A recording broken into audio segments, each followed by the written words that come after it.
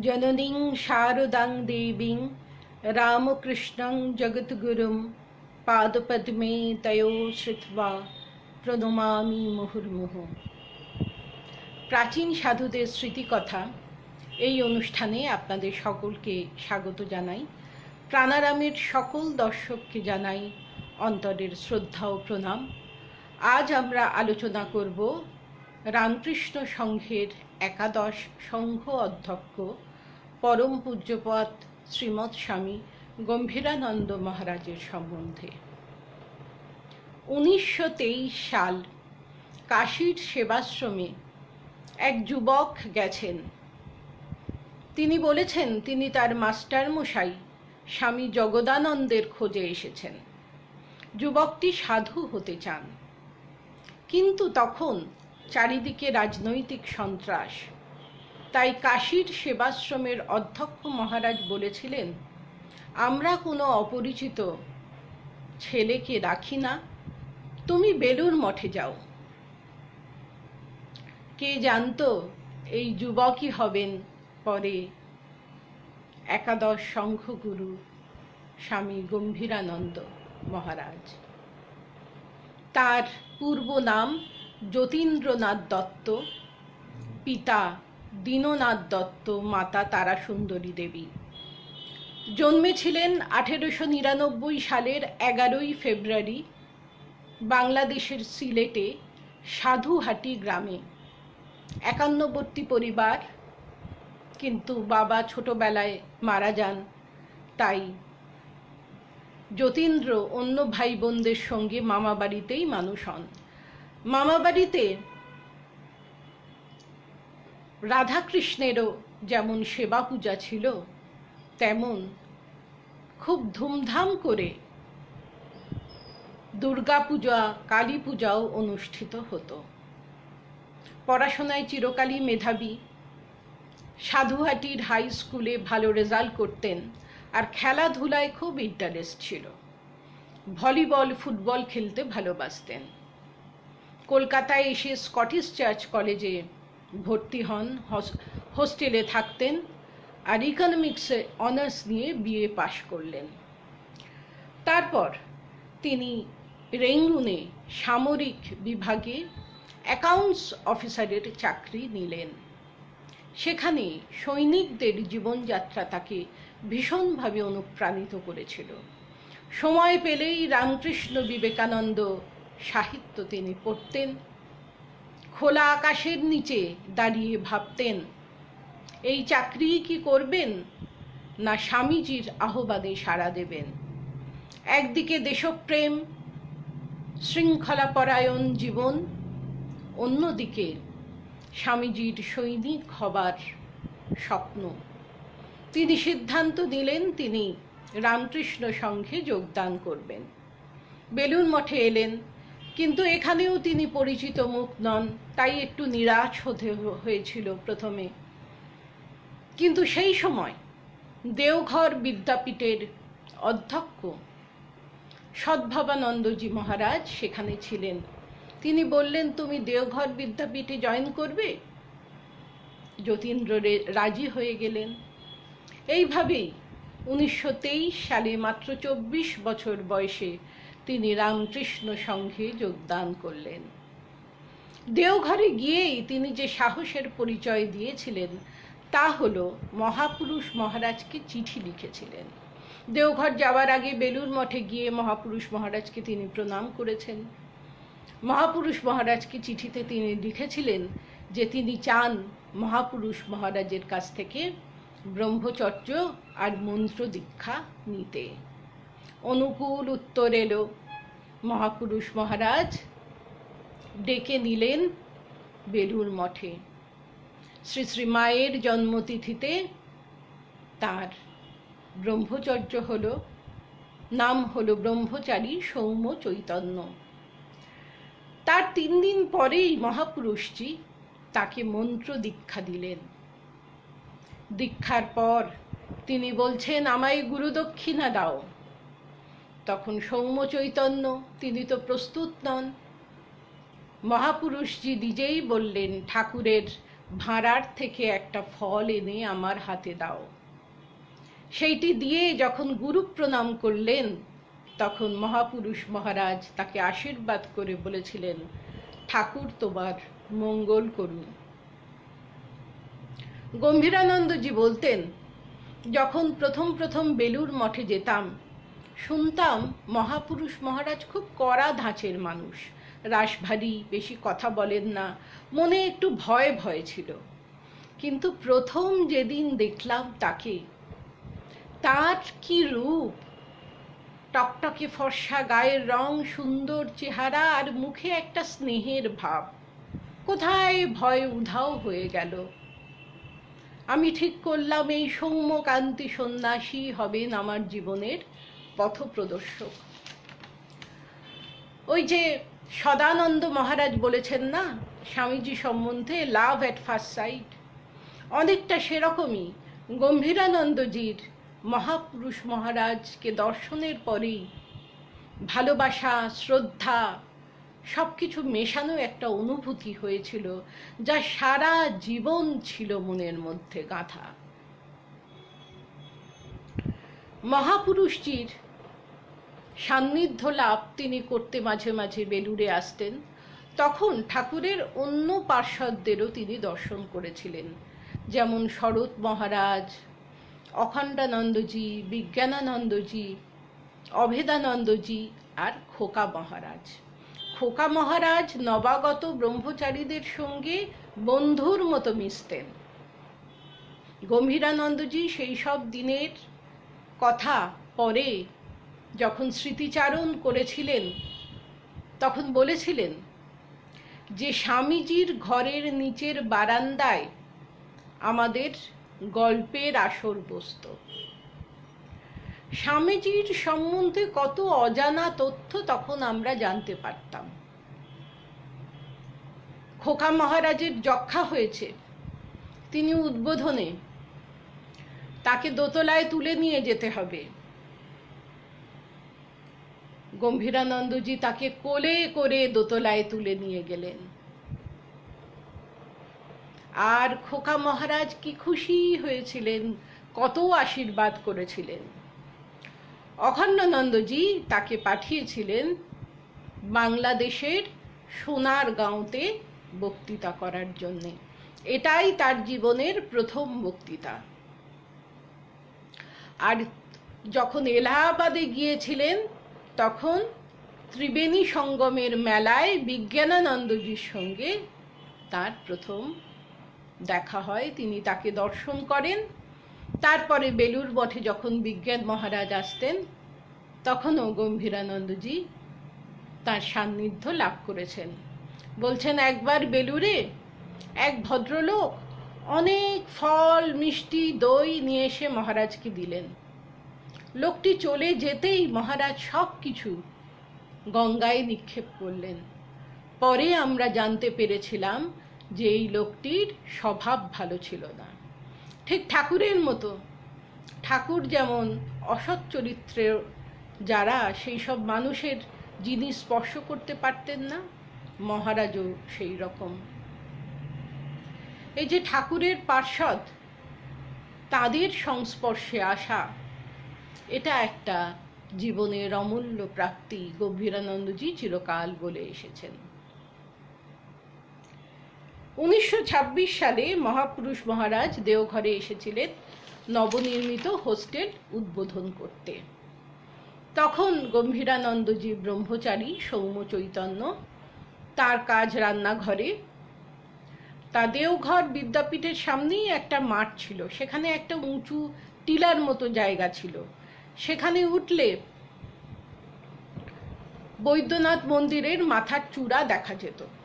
সবাই তাকে বলতো, সেই জায়গাটার নাম ছিল দর্শনীয়া টাট। তার রান্নাঘর থেকে সৌম্য চৈতন্য দেখছেন মহাপুরুষ মহারাজ সেই দর্শনীয়া টাটে এসে দাঁড়াতেই ঢাকিরা মহানন্দে মহারাজকে ঘিরে ঘিরে ঢাক বাজাচ্ছেন আর নৃত্য করছেন। আর মহারাজও ভীষণ খুশি, তিনি তাদের বকশিশ দিলেন। তারপরে বিদ্যাপীঠে ফিরে এসে তিনি বলছেন এখানে মহাশক্তির প্রকাশ দেখলাম, কালে এখানে অনেক বড় কাজ হবে। সেই সময় শম্ভু চৈতন্যর এক অপূর্ব অনুভূতি হয়েছিল। তিনি এক অপূর্ব ঘটনার প্রত্যক্ষদর্শী ছিলেন। কি সেই ঘটনা? ব্রহ্মচারী সৌম্য চৈতন্য নিজের মুখেই বলছেন একদিন দেওঘরে, তখন মহারাজ আছেন, মহাপুরুষ মহারাজ, সকালবেলা আমি গিয়ে দেখছি মহারাজের শরীর খারাপ, হাঁপাচ্ছেন, আর সাধুরা তাকে ঘিরে রয়েছে। মহাপুরুষ মহারাজের হাঁপানি ছিল, দেওঘরে এসে সেটা খুব বেড়েছে। সারা রাত তিনি ঘুমোতে পারেননি। বুকে হাত দিয়ে বলছেন, যখন যন্ত্রণাটা খুব বেশি হতে লাগলো, তখন এটাতে মন একাগ্র করেছিলাম, আর সমস্ত কষ্টবোধ চলে গিয়েছিল। একজন সাধু জিজ্ঞাসা করেছিলেন, মহারাজ এটাতে কি? মহাপুরুষ মহারাজ উত্তর দিয়েছিলেন, আত্মা। এই বোধ আজীবন গম্ভীরানন্দজি অভ্যাস করার চেষ্টা করেছেন। তিতিক্ষা, ত্যাগ তিতিক্ষা ছাড়া সাধু হওয়া যায় না। তিতিক্ষা, সমস্ত কষ্ট মুখ বুজে সহ্য করা, কোনো অভিযোগ নেই, অনুযোগ নেই।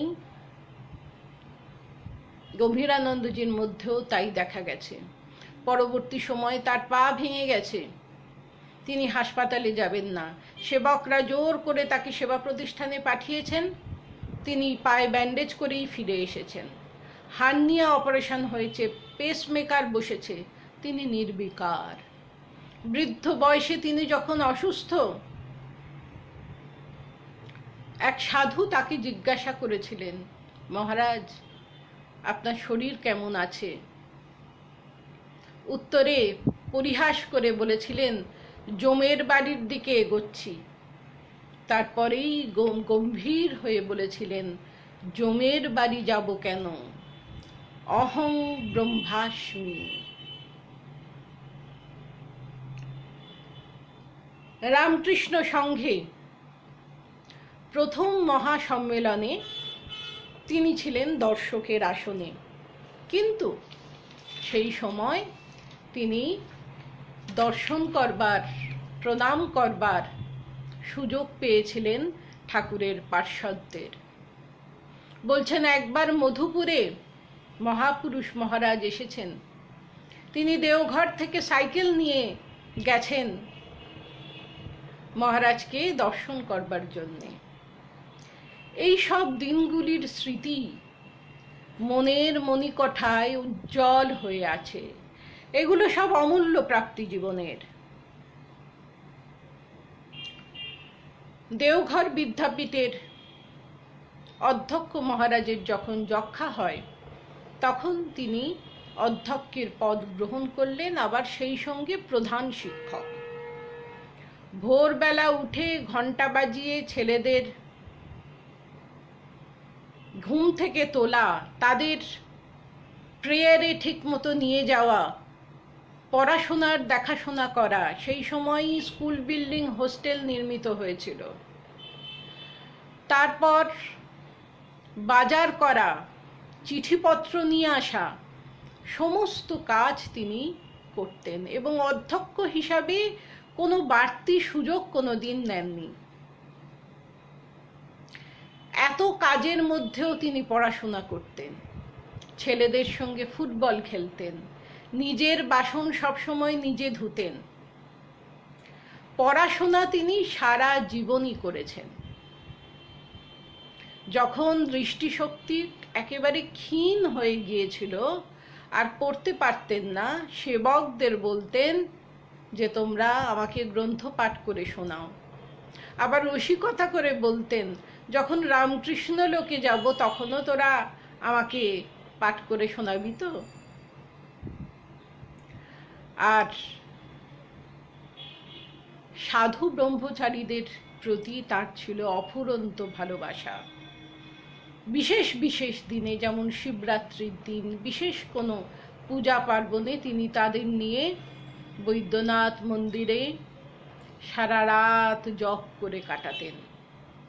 এই সময় গৌরীমাও দেওঘরে এসেছিলেন।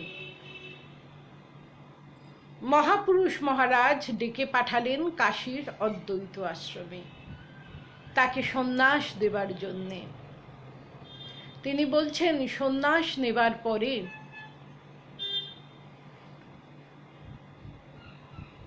মা গঙ্গাকে প্রণাম করে, গঙ্গা স্নান করে, বিশ্বনাথ অন্নপূর্ণাকে দর্শন করে যখন মহাপুরুষ মহারাজকে প্রণাম করলাম, প্রথম ভিক্ষা তিনিই দিয়েছিলেন। 1 টাকা দিয়ে বলেছিলেন জিলিপি কিনে খেও।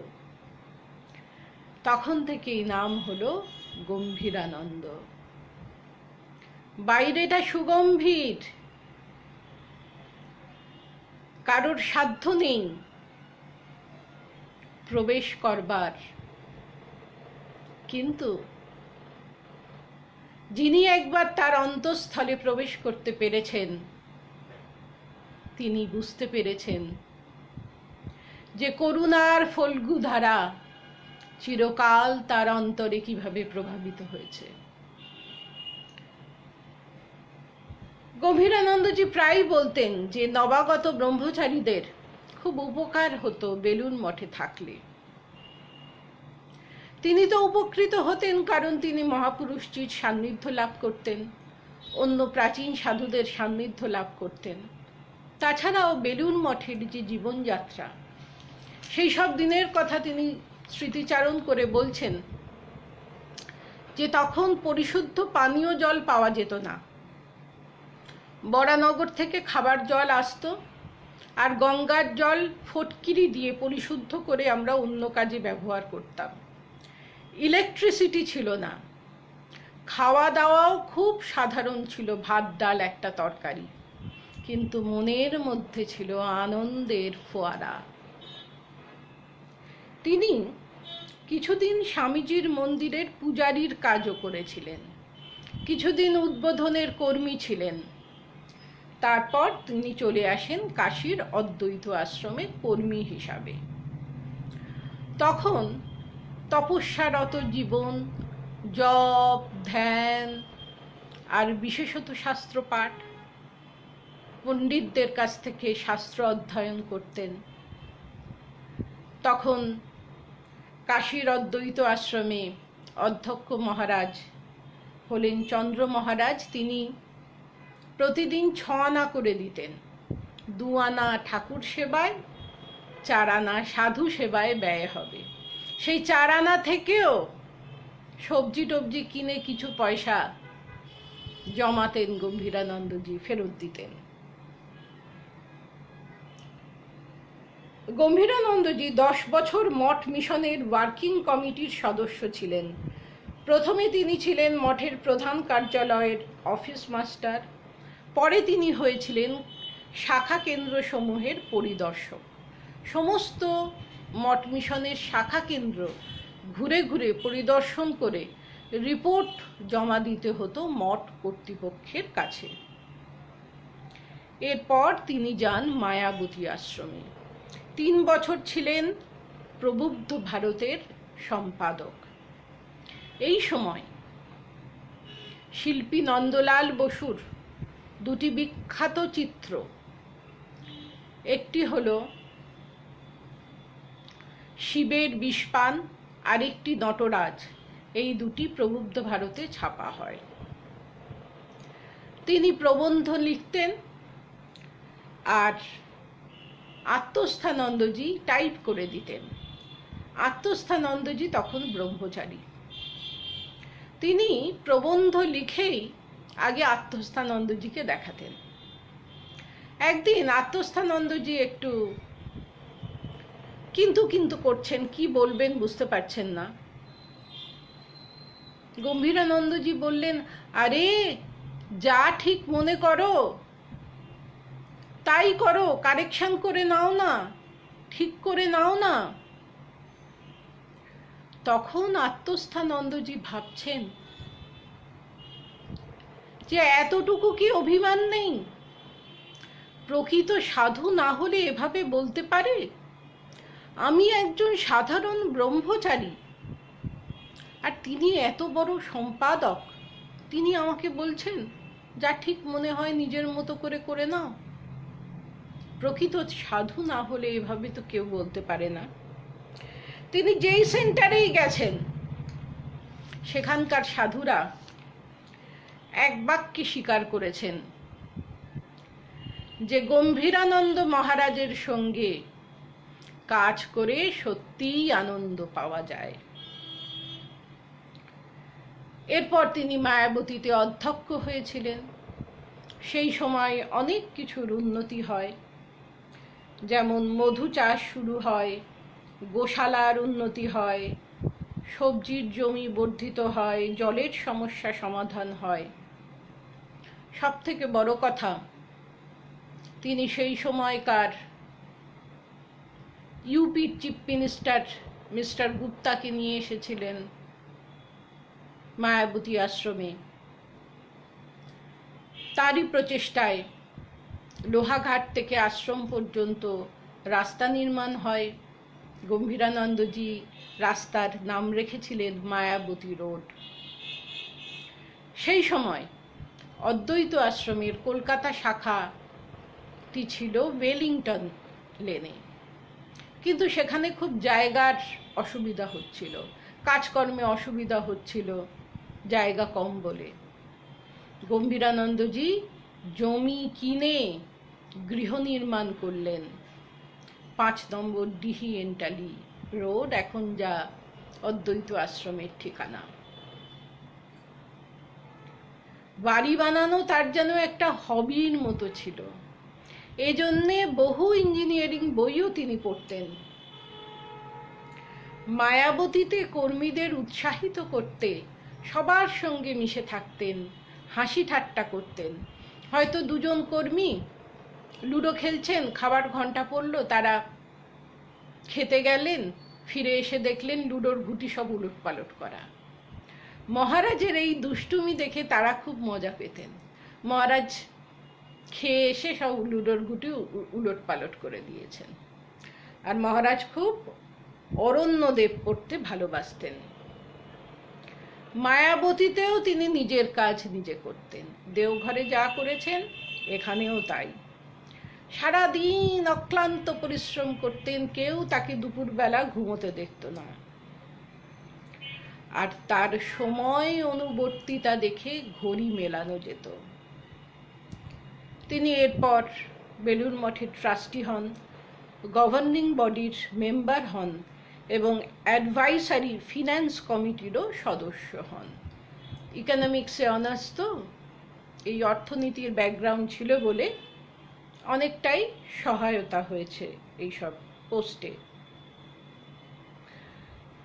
প্রায় 13 বছর তিনি রামকৃষ্ণ সংঘের সাধারণ সম্পাদকের গুরুদায়িত্ব বহন করেছিলেন। এই সময় মানুষ প্রত্যক্ষ করেছে প্রশাসনিক দক্ষতা আর প্রগাঢ় আধ্যাত্মিকতার মেলবন্ধন। অত্যন্ত গোছানো স্বভাবের ছিলেন, অগোছালো ভাব একেবারে পছন্দ করতেন না। আর সহকর্মীদের মতামতকে যথেষ্ট গুরুত্ব দিতেন। প্রয়োজনে সাধু ব্রহ্মচারীদের ধমকও দিতেন। ভূতেশানন্দ মহারাজকে বলতেন, কারোকে ধমক দিতে হলে আমার কাছে পাঠিয়ে দেবেন, আর কারোকে মিষ্টি কথায় বুঝিয়ে বলতে হলে আমি আপনার কাছে পাঠিয়ে দেব। পরম পূজ্যপাদ শ্রীমৎ স্বামী ভূতেশানন্দ মহারাজ তিনি গম্ভীরানন্দজি সম্বন্ধে বলেছেন যে গম্ভীর মহারাজ অত্যন্ত প্র্যাকটিক্যাল ছিলেন, আর যেমন তার ব্যক্তিত্ব তেমনি তার ন্যায়পরায়ণতা, আর তেমনি তার কর্মে নিষ্ঠা। প্রশাসনের কাজের জন্য তো ব্যস্ত থাকতে হতো, কিন্তু তার মধ্যেও তিনি লেখাপড়া কোনোদিন বন্ধ করেননি। স্বামী জগদানন্দের কাছে তিনি বেদান্ত শাস্ত্র অধ্যয়ন করেছেন। শাস্ত্রে তার দারুণ দখল ছিল, পাণ্ডিত্য ছিল। রামকৃষ্ণ সংঘে তিনি পণ্ডিত সাধু হিসাবে পরিচিত ছিলেন। স্কটিশ চার্চ কলেজে পড়ার সময় ওয়ার্ল্ড ম্যাগাজিনে লিখতেন। দেওঘর বিদ্যাপীঠে থাকার সময় তিনি একটি প্রবন্ধ লিখেছিলেন, যা পড়ে মহাপুরুষ মহারাজ খুশি হয়েছিলেন। পরবর্তী সময়ে উদ্বোধনে, প্রবুদ্ধ ভারতে, বেদান্ত কেশরীতে তিনি নিয়মিত লিখেছেন। বহু মূল্যবান গ্রন্থ রচনা করে তিনি রামকৃষ্ণ সংঘের গৌরব বৃদ্ধি করেছেন। তার প্রথম বই স্তব কুসুমাঞ্জলি, শ্রীরামকৃষ্ণ ভক্ত মালিকা, এগুলি অত্যন্ত জনপ্রিয়। তবে তার সবচেয়ে উল্লেখযোগ্য গ্রন্থ শ্রী শ্রী মায়ের জীবনী, শ্রীমা সারদা দেবী। মায়ের জন্ম শতবর্ষে মঠ মিশনের কর্তৃপক্ষের অনুরোধে তিনি এই কাজে নিজেকে নিয়োজিত করেছিলেন, একেবারে ডুবে গিয়েছিলেন। এই গ্রন্থটি পড়ে অনেকেই মহারাজকে প্রশ্ন করেছেন, মহারাজ আপনি কি মাকে দর্শন করেছেন? মহারাজ বলেছেন, আমি স্থূল শরীরে মাকে দর্শন করিনি, তিনি আমার ধ্যানের বস্তু। ধ্যানে তিনি আসেন এবং আমি জানি তিনি সর্বদা আমার সঙ্গেই রয়েছেন। তার দ্বিতীয় গুরুত্বপূর্ণ গ্রন্থ হল স্বামীজির জীবনী, যুগনায়ক বিবেকানন্দ। কিছু তথ্য বিক্ষিপ্তভাবে পত্রপত্রিকায় ছিল, কিছু অজানা ঘটনা প্রাচীন সাধুরা জানতেন। সমস্ত কিছুকে একসঙ্গে গেঁথে নিয়ে একটি প্রামাণিক জীবনী রচনা করা, সেটা সম্ভব হয়েছে গম্ভীরানন্দজির পক্ষেই, কারণ তিনি হলেন মনীষী সাধু। স্বামীজি সম্পর্কিত বহু তথ্য বহু জায়গায় পাওয়া যায় বিক্ষিপ্তভাবে, কিছু বইতে, কিছু পত্রপত্রিকায়, কিছু প্রাচীন সাধুদের মুখ থেকে শোনা। সব কিছু এক গ্রন্থিতে বেঁধে তিনি একটি প্রামাণিক গ্রন্থ রচনা করলেন, স্বামীজির জীবন, যুগনায়ক বিবেকানন্দ। তিনি অনুবাদ করেছিলেন ব্রহ্মসূত্র। তার অনুদিত ব্রহ্মসূত্র নাগপুর বিশ্ববিদ্যালয়ের পাঠ্যপুস্তক হিসাবে গৃহীত হয়েছে। স্বামীজির সেবাযোগকে দার্শনিক ভিত্তির উপর প্রতিষ্ঠা করেছেন এবং বহু প্রবন্ধে এবং বক্তৃতায় তিনি বলেছেন, এটি তার রামকৃষ্ণ সংঘে অসাধারণ অবদান। মঠ মিশনের কয়েকটি শাখা কেন্দ্র খোলা হয় যখন তিনি সাধারণ সম্পাদক ছিলেন, যেমন আলং, ইটানগর, গৌহাটি, হায়দ্রাবাদ, রায়পুর। বৃদ্ধ সাধুদের থাকার বাসস্থান ছিল না, আরোগ্য নিকেতন তিনি গঠন করলেন, আরোগ্য ভবন। তাদের চিকিৎসা ভরণ পোষণের জন্য কোনো তহবিল ছিল না, ফান্ড গঠন করলেন এবং নবাগত ব্রহ্মচারীদের শাখা কেন্দ্রে পাঠিয়ে দেওয়া হতো। তাদের জন্য তিনি বেলুড় মঠে ব্রহ্মচারীদের প্রশিক্ষণ কেন্দ্র গঠন করলেন। তিনি যখন স্থির করেছিলেন যে তিনি দেওঘর বিদ্যাপীঠে যাবেন, তার আগে মহাপুরুষজিকে প্রণাম করতে এসেছিলেন। মহাপুরুষজি বলেছিলেন, তুমি কিছুদিন বেলুড় মঠে থাকো, আগে জীবন গঠন করো, তারপর কাজ করবে। জীবন গঠনটা বেশি জরুরি, সেটি তিনি মনে রেখেছিলেন এবং অক্ষরে অক্ষরে পালন করেছিলেন।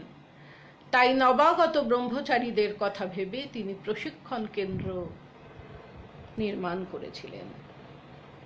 তিনি কেদারনাথ, বদ্রীনাথ, অমরনাথ, পশুপতিনাথে গেছেন। কেদারনাথে গিয়ে তিনি বলেছিলেন, এই অমরনাথে গিয়ে তিনি বলেছিলেন, কি দেখলুম জানো? দেখলুম ঠাকুর বসে আছেন। অমরনাথ দর্শন করতে গিয়ে তার এই উপলব্ধি হয়েছিল, দেখলুম ঠাকুর বসে আছেন। এমনই নিরভিমান ছিলেন, তাকে প্রায়ই বলতে শোনা যেত, পৃথিবীর মধ্যে এশিয়া মহাদেশ, তার মধ্যে একটা দেশ ভারতবর্ষ, তার মধ্যে পশ্চিমবঙ্গ, তার মধ্যে হাওড়া, তার মধ্যে বেলুর, তার মধ্যে গম্ভীরানন্দ, একটা বিন্দুর মতো। মানে তিনি যে কত ক্ষুদ্রাতি ক্ষুদ্র, এই বোধটা নিজের মনে আনবার জন্যে বারবার তিনি এভাবেই বলতেন। আমিত্বকে কখনো মাথা চাড়া দিয়ে উঠতে দিতেন না। আর তিনি ছিলেন সংঘের ঐতিহ্যের ধারক ও বাহক। একবার স্বামী ওঙ্কারানন্দজি তিনি একটি তরুণ সন্ন্যাসীকে নিজেই ডেকে তার পাশে বেঞ্চে বসতে বলেছেন। তা সেই তরুণ সন্ন্যাসীটি বসতেই গম্ভীরানন্দজির চোখে লাগলো সেটা। বললেন, এ কি করছো? ওঙ্কারানন্দ মহারাজ এখন সংঘের ভাইস প্রেসিডেন্ট, তার সঙ্গে এক আসনে বসা আমাদের ঐতিহ্য বিরোধী। শুনেই তরুণ সন্ন্যাসীটি লজ্জা পেয়ে দাঁড়িয়ে উঠলেন। এইভাবে তিনি সন্ন্যাসী ব্রহ্মচারীদের জীবন গঠনও করতেন।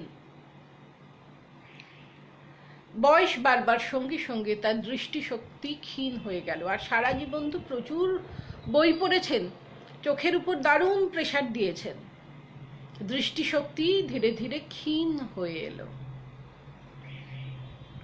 তখন বোস্টনে গিয়েছিলেন অপারেশন করতে। সেই সময় ইউরোপ আমেরিকার শাখা কেন্দ্রতেও ঘুরে এসেছেন। এছাড়াও মালয়েশিয়া, সিঙ্গাপুর, শ্রীলঙ্কা, বাংলাদেশও তিনি কাজের জন্য গেছেন। সহ অধ্যক্ষ হবার পর বেশিরভাগ সময় তিনি রাঁচির মোরাবাদী আশ্রমে থাকতেন, মাঝে মাঝে বেলুড়ে আসতেন। এমন এক সময় তিনি বেলুড়ে এসেছেন। তার এক শিষ্যা, 13-14 বছরের একটি মেয়ে, সে এসে হঠাৎ মহারাজকে বলছে যে, মহারাজ, আমি আত্মহত্যা করব। শুনে তো মহারাজ চমকে উঠেছেন। বলছেন, কি বললি তুই? তুই আত্মহত্যা করবি? আত্মহত্যা করলে কি হয় তুই জানিস? তুই পেতনি হবি। আত্মহত্যা যদি করিস তুই পেতনি হবি, এবার ভেবে দেখ তুই কি করবি। এইভাবে তিনি সেই মেয়েটিকে বিরত করলেন। আরেক দিনের ঘটনা, এক গৃহবধূ, তিনিও সংসারের জ্বালায় জর্জরিত হয়ে মহারাজের কাছে এসে বলছেন তিনিও তার প্রাণনাশের সিদ্ধান্ত নিয়েছেন। মহারাজ বললেন, দেখো, নিজে থেকে কোনো সিদ্ধান্ত নিও না। শ্রী শ্রী মায়ের জীবনে দেখেছো তো 3টে স, তালবস্য, পেটকাটা মূর্ধন্যের স, দন্তের স।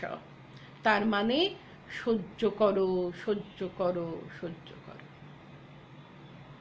সেই গৃহবধূটির জীবনও তিনি বাঁচিয়ে দিয়েছিলেন এইভাবে। চণ্ডীগড় আশ্রমে তিনি বক্তৃতা দেওয়ার সময় বলেছিলেন, সাধনা অ্যাকর্ডিং টু শ্রীরামকৃষ্ণ, শ্রীরামকৃষ্ণের মতের সাধনা, এই ছিল বক্তৃতার বিষয়। তা বক্তৃতার পরে সেবক জিজ্ঞাসা করেছিলেন, মহারাজ, আপনার সাধনা কি? মহারাজ বলেছিলেন, অনাসক্তি। উচ্চাঙ্গ সঙ্গীত শুনতে খুব ভালোবাসতেন। অতুল প্রসাদ, রজনীকান্ত, রবীন্দ্রসঙ্গীতও শুনতে ভালোবাসতেন। আর বিলাসিতা কোনোদিন তাকে স্পর্শ করতে পারেনি। একবার এক ভক্ত তাকে ধুতি দিয়েছিলেন, তিনি গ্রহণ তো করলেন, কিন্তু পরক্ষণেই এক নবাগত ব্রহ্মচারীকে সেটি দিয়ে বললেন, আমার আছে, এটা তুমি রাখো। একবার তার এক শিষ্য, তার খুব ইচ্ছা গুরুদেবকে খুব সুন্দর এক জোড়া জুতো দেবেন। মহারাজ কিছুতেই রাজি হচ্ছেন না। ভক্তটিও নাছোড়বান্দা, শেষে তিনি নিলেন, গ্রহণ করলেন, কিন্তু কোনোদিন ব্যবহার করেননি। আরেকজন শিষ্যা, তিনি বারবার বলেন, মহারাজ আমার খুব ইচ্ছা করে আপনাকে কিছু একটা দিই, আপনি বলুন কি নেবেন, কিছু একটা নিতেই হবে মহারাজ। মহারাজ বললেন, ঠিক আছে, খুব ইচ্ছা করলে একটা আম দিও। 1985 সালে রামকৃষ্ণ সংঘের অধ্যক্ষের গুরু দায়িত্ব তিনি গ্রহণ করেছিলেন। সেই সময়কার ঘটনা, কত যে নিরভিমান এই মহাপুরুষরা হন। বলছেন যে তিনি যখন দেওঘরে ছিলেন তখন স্বামী কাশীশ্বরানন্দজিকে একটা চিঠি লিখেছিলেন যে আমার জপের মালার দরকার, আপনি কি আমাকে একটা রুদ্রাক্ষের মালা পাঠিয়ে দিতে পারেন? তা কাশীশ্বরানন্দজি একটা রুদ্রাক্ষের মালা কিনে পাঠিয়ে দিয়েছিলেন। এরপর সংঘ গুরু হয়ে তিনি কামারপুকুরে গেছেন, আর কাশীশ্বরানন্দজিও রিটায়ার্ড করে কামারপুকুরে আছেন। গম্ভীরানন্দজি কাশীশ্বরানন্দজিকে দেখেই বললেন, মহারাজ আপনি আমার জন্য যে মালাটা পাঠিয়ে দিয়েছিলেন এখনো সেটা আমার কাছে আছে। তিনি জীবনের প্রতিটি পদক্ষেপে এই কথাটি বিশ্বাস করতেন যে কৃতজ্ঞতাই ধর্ম। একদিন আমার কোনো কিছুর প্রয়োজন ছিল, তুমি আমাকে সাহায্য করেছ, আজ আমি সংঘ অধ্যক্ষ, কিন্তু আমি ভুলিনি, আমি কৃতজ্ঞ, আমি কৃতজ্ঞ চিত্তে তোমার সেই সাহায্য, তোমার উপকারটা মনে রেখেছি। এই তো শিক্ষা মহাপুরুষদের, প্রাচীন সাধুদের জীবন দেখে আমরা এই শিক্ষাই লাভ করি। জামশেদপুরে গেছেন, জুবিলি পার্কে গেছেন একটু হাঁটবার জন্যে, তার আগে আদিনাথানন্দজি বলেছেন যে মহারাজ আপনি কিন্তু বেশিক্ষণ হাঁটবেন না, ম্যাক্সিমাম 10 মিনিট হাঁটবেন। ঠিক 10 মিনিট পরে সেবককে বলছেন এবার ফিরে যেতে হবে, কালিদা বুড়ো মানুষ, তাকে তো আমি কষ্ট দিতে পারি না। অর্থাৎ বয়স্ক মানুষের প্রতি সম্মান দেখানো। তিনি আমাকে একটা কথা বলেছেন, সেটা আমাকে রাখতে হবে, আমাকে মানতে হবে, আমাকে শুনতে হবে, তাহলেই তার প্রতি আমি শ্রদ্ধা সম্মান দেখাতে পারব। এটাই সারা জীবন তিনি দেখিয়েছেন। আর তার স্মৃতিশক্তি অত্যন্ত প্রখর ছিল, একবার যা শুনতেন কখনো ভুলতেন না। তিনি প্রথম মহাসম্মেলনে তো দর্শকের আসনে বসেছিলেন, তখন তার লাভ হয়েছিল ঠাকুরের পার্শ্বদের দর্শন, তাদের প্রণাম করা, তাদের সান্নিধ্য লাভ। আর দ্বিতীয় মহাসম্মেলনে তিনি কিন্তু বক্তা। সভাপতির ভাষণে তিনি বলেছিলেন, Thus the Ramakrishna movement is expanding by its inner strength and pointing out to the world the real path of human progress. তিনি যুব মহাসম্মেলনের উদ্যোক্তা ছিলেন। সমগ্র যুব সমাজকে আহ্বান করে বলেছিলেন, অ্যাড্রেস করে বলেছিলেন, সম্বোধন করে বলেছিলেন, স্বামীজির আদর্শ মেনে চলতে হবে, আত্মনো মোক্ষার্থ জগদ্ধিতায়চ। এই জগদ্ধিতায়চ শব্দটি বুঝতে হবে ঠাকুরের বাণীকে অবলম্বন করে। ঠাকুর কি বলতেন? তুমি দয়া করার কে? দয়া একমাত্র ঈশ্বর করতে পারেন। তাই রামকৃষ্ণ সংঘের যে ভাব, কর্মযোগ, তার একটি নতুন দিগন্ত খুলে গেল। এ শুধু সমাজসেবা নয়, এটি একটি আধ্যাত্মিক সাধনা। নিরহংকার হয়ে অপরের হিত সাধনের মাধ্যমে নিজের চিত্তশুদ্ধি। ঠাকুর এই ভাবকে আরো এক ধাপ এগিয়ে নিয়ে গেলেন। তিনি কি বললেন? উপকারক বা উপকৃত, যে উপকার করছে বা যে উপকৃত হচ্ছে, দুজনেই ঈশ্বরের থেকে ভিন্ন নন। তাই ঈশ্বরে ফল অর্পণ করার প্রশ্নই ওঠে না। শ্রীরামকৃষ্ণের সেবা ধর্ম হলো ঈশ্বর উপাসনা। মানুষই ভগবান। Man is god and work is worship. এতে আধ্যাত্মিক উন্নতি ছাড়া অন্য কোনো কর্মই সাধিত হয় না। তোমরা তরুণ, তোমাদের খোলা মন, তোমরাই পারবে রামকৃষ্ণ মঠ মিশনের আদর্শকে বাস্তবায়িত করতে। মহারাজ খুব জোর দিতেন সেবকদের পড়াশোনার উপর, আর লক্ষ্য রাখতেন তারা জব ধ্যান ঠিক মতো করছেন কিনা।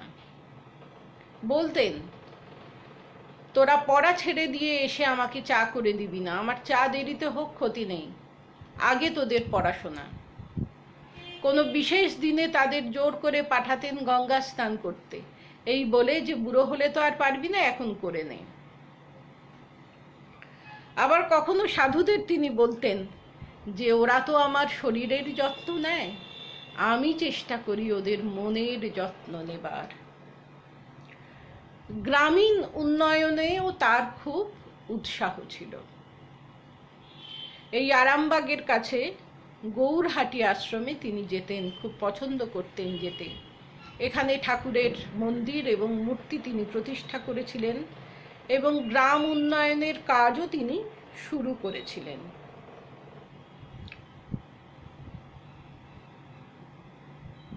বিভিন্ন জায়গায় শাখা কেন্দ্র গড়ে উঠেছিল তিনি যখন অধ্যক্ষ ছিলেন, এবং তাকে বহু কেন্দ্র পরিদর্শন করতে হতো, বহু জায়গায় ভ্রমণ করতে হতো, মন্দির উদ্বোধন, ভিত্তিপ্রস্তর স্থাপন, এইসব তিনি শারীরিক অসুস্থতা নিয়েও করতেন।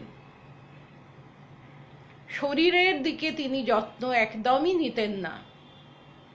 ওই যে তিতিক্ষা, ওই যে মহাপুরুষ মহারাজের কাছে শিক্ষা পেয়েছেন, যখন ভীষণ কষ্ট হবে তখন এটার দিকে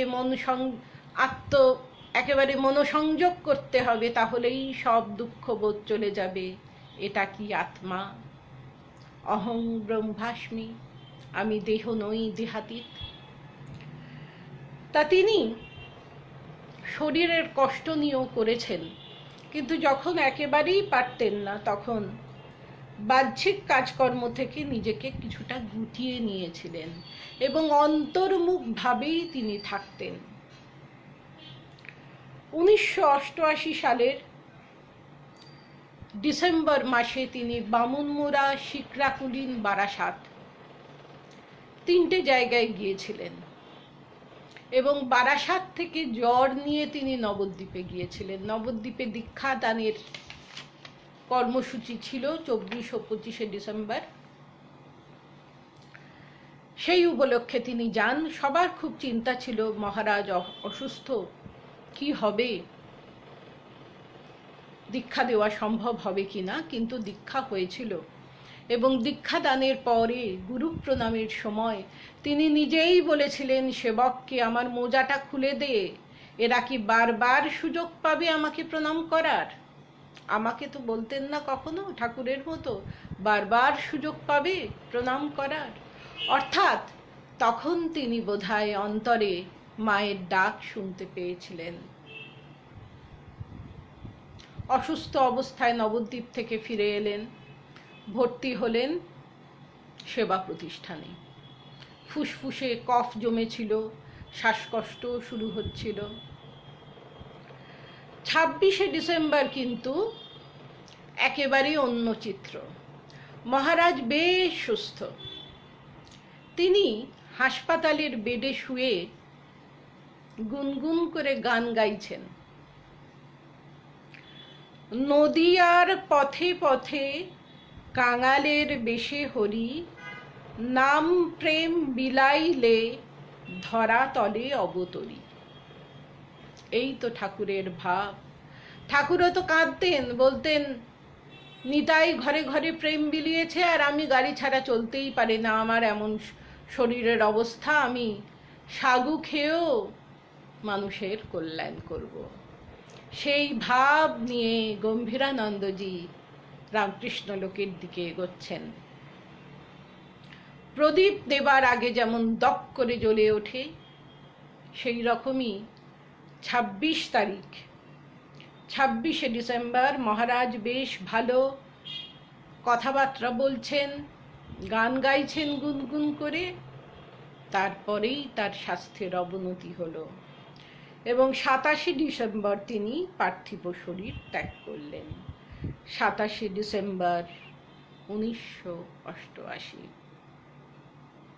মহারাজ এখন ভক্তদের ধ্যানের বস্তু। তার জীবনের আদর্শ, তার আধ্যাত্মিক ভাব সম্পদ আমাদের চিরকাল চলার পথে প্রেরণা যোগাবে। আমরা পরম পূজ্যপাদ গম্ভীরানন্দজি মহারাজের উদ্দেশ্যে জানাই আমাদের ফুলণ্ঠিত প্রণাম। পরের মঙ্গলবার আবার আমরা একত্রিত হব প্রাচীন সাধুদের পুণ্যকথা এই অনুষ্ঠানে। অন্য কোনো প্রাচীন সাধু, মহান সাধুদের জীবন কাহিনী আলোচনা করে, তার জীবনের বিভিন্ন দিক আলোকপাত করে নিজেদের জীবন আলোকিত করব। আপনারা সবাই ভালো থাকুন, সুস্থ থাকুন, আনন্দে থাকুন, মায়ের নামে থাকুন। জয় মা।